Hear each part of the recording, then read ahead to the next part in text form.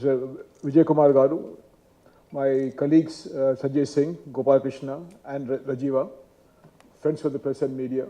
I'm very glad that you are here, and I want to take you through a short presentation on what we hope to achieve in this event. It's what we call as the Agri Tech South.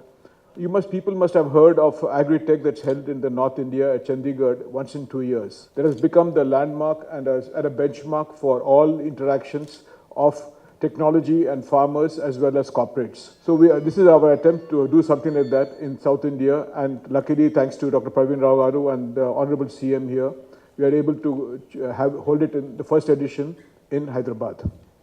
So let me take you through a very short presentation. As we said, this has been organized by the CII in collaboration with the Government of Telangana State and the Professor Jayashankar, Telangana State Agriculture University. The vision and basic concept we have was really based upon the Prime Minister's talking all the time of doubling of farmers' income by the year 2022, I think it was, and the 7-point strategy. He talked about crop diversification, integrated farming systems, electronic NAM and crop insurance, post-harvest management, enhancing productivity and stress resistance, high-tech cultivation, farm mechanization, digital inputs, dairy and forwards and market commodities. This event is going to be held from the 9th to, that is from this Friday to Sunday in the Agriculture University campus.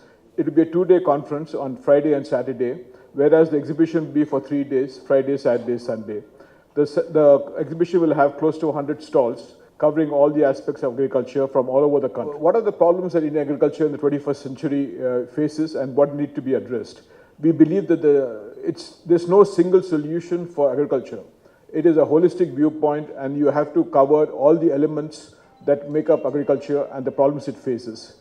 Some of the lists we are giving here are availability of land. We all know that the amount of land available for cultivation is coming down due to urbanization, projects, etc. Plus, the per capita land availability also is coming down.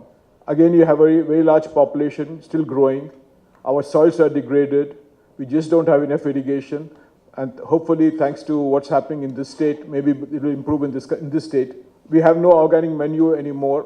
The old system of having cow dung and green manuring is no longer possible. We have labor shortages. The youth in the villages don't want to continue in their parents' professions.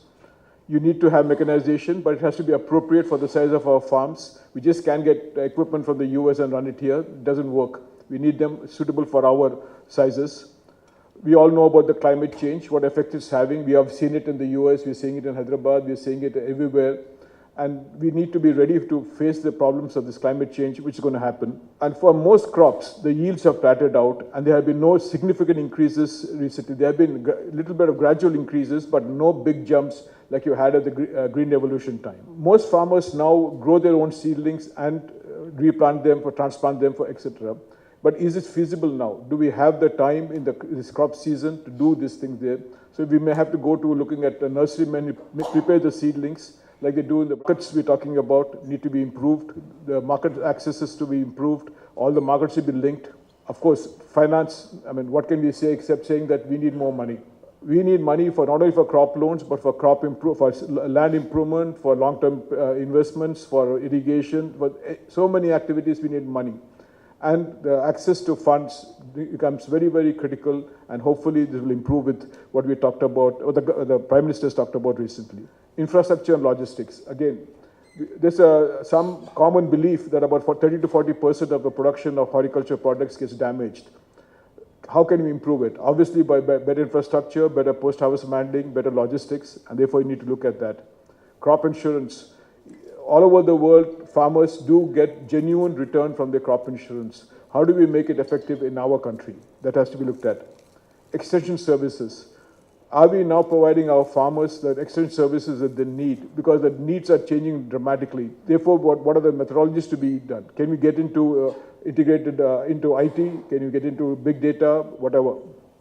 We need new crops and technologies. Are there better crops suited for those areas than they've grown historically? This is again an issue that we need to look at.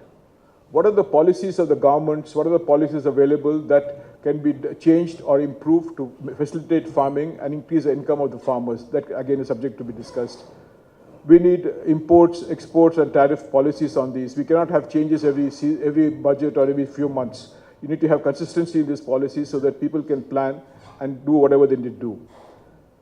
You have forward markets, international markets. All over the world, farmers and their associations use these markets to ensure that the price they're going to get when the crop is ready suits them.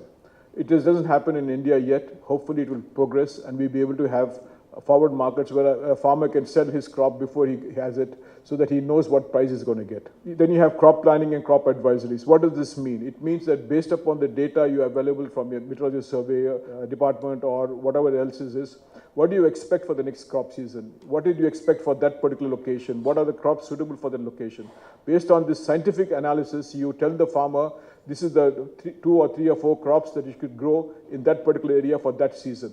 Not just blanket saying, don't grow cotton or don't grow pulses or don't grow paddy. You say specifically what needs to be grown in that area. Of course, organic farming, remote sensing. India is the world leader in remote sensing. How do we use it better to make it easier for the farmer to know what to do in this crop? Therefore, the focus sectors in this conference will be in agriculture, horticulture, nursery, digital and remote sensing, food processing, poultry, dairy, organic farming. How do you do mechanization, especially appropriate mechanization? How can you have equipment hire centers so that you have entrepreneurs who can buy equipment and rent them out to the farmers nearby? How do you improve agri-financing? How do you improve the cold storages, the chains, the logistics?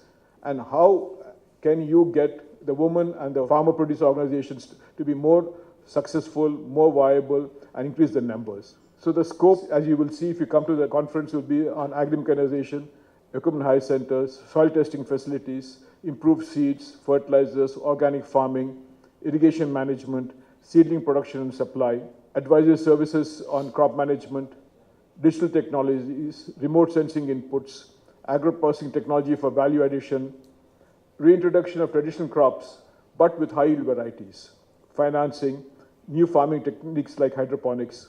So what are we're going to have a conference, as I said, for 2 days on the 9th and 10th, and the theme is Smart and Sustainable Solutions for Better Tomorrow. The inaugural session will have, of course, the VIPs will come in there, and we're expecting the Honorable Minister for Agriculture and the Honorable Minister for Irrigation to definitely be present, and they will be there inaugural session.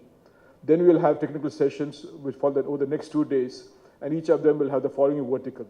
One is the digital agriculture and the new age startups in transforming Indian farms and farmers.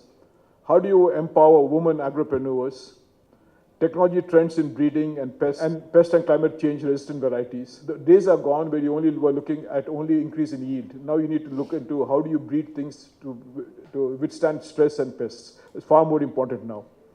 You have agriculture diagnostics focusing on soil and water, farm mechanization, finance, insurance and marketing, organic farming, post-harvest management, and experience from progressive farmers. The last one, we're getting very good farmers from all over the country who will come there and they'll tell us what their problems they face and what they think are the solutions. This is the last session on the second day, and it will probably be kind of eye-opener because you're getting people from Tamil Nadu, from Karnataka, from Bihar, from Maharashtra, of course from Telangana and Andhra Pradesh, and you'd hear from these guys who are not only progressive farmers, but also run organizations for farmers. So it's going to be a very interesting session there. We'll have a large exposition, what you call exhibition. There will be about 100 stalls from leaders of the industry focusing on various segments of agriculture.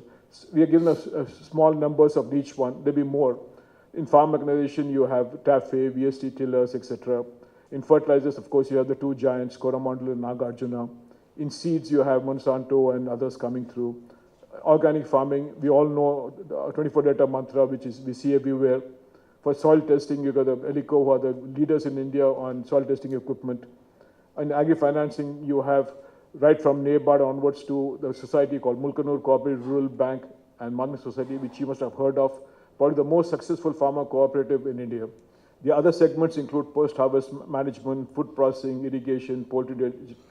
We expect about 15,000 farmers. I expect to visit the 3-day exhibition, probably about 4,000 or 5,000 per day from all over the state and maybe hopefully from other states. This is where the government is helping us dramatically in trying to get the farmers to come to this thing, see for themselves what they can learn and what they can take back and how can they improve their agriculture.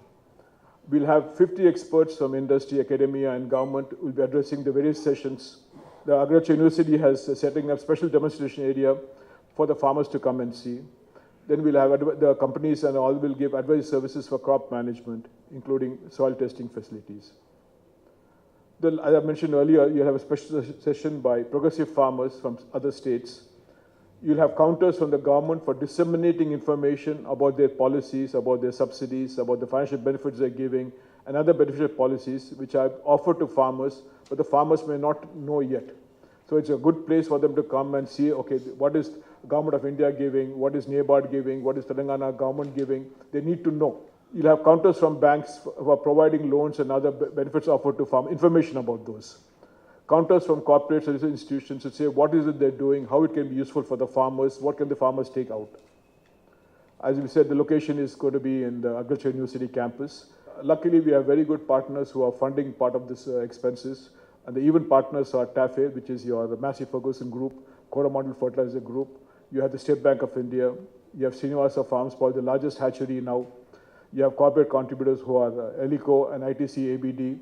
And then you have NABARD, who's going to prepare the documentation for us. Now, this is our hope. If this succeeds, we'd like to make this into a biannual show in the southern region. And we request the state government and Agriculture University to take an initiative in this and help CII make this into a once in 2 year event like we have in North India. Thank you very much.